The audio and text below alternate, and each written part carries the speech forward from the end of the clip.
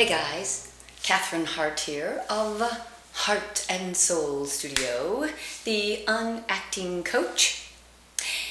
Alright, here's your training video of the day for your acting technique. Let's talk about giving birth. No, really, let's talk about that. Alright guys, don't turn off the video. Come on, it'll make sense in a second. Well, really, let's talk about what happens when someone gives birth to a new life, a little baby, a little tiny human being. Well, first, you create it. Well, we won't go into that. That's another training video. Anyway, and you are trying to take care of yourself. It takes a long time to actually bring that life into the world, to even let it start to have a chance. 9 months. That's a long time. And we do everything during that time period to take care of that baby. And then the baby is here.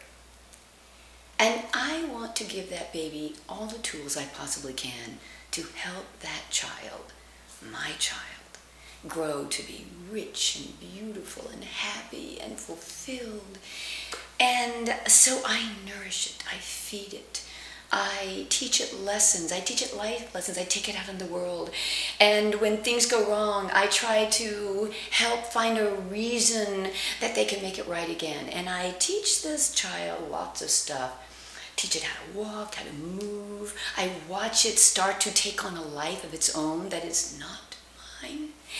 And the face starts to look like a person, and it starts to move like a person.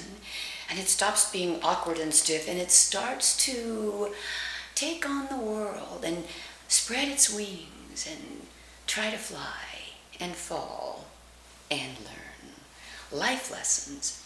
Okay, so that's my character. Yeah, it's kind of a cheesy, I guess, little example to use, but it is kind of like that. This character I have is my creation. I created it. I give birth to it. I nourish it. I try to arm it with tools, with my backstory, trying to give it a real life, things that it's actually experienced. Life, and I'm breathing life energy into it. I'm watching it go from the awkward stage to moving like a real character that isn't me, it's something else, and finding its own voice and learning how to do things that are its own. And at some point, just like a good parent, after I have guaranteed that everything is going to be okay because I trust that this character, this child of mine, has been armed with enough tools to face the world on its own, I must set it free.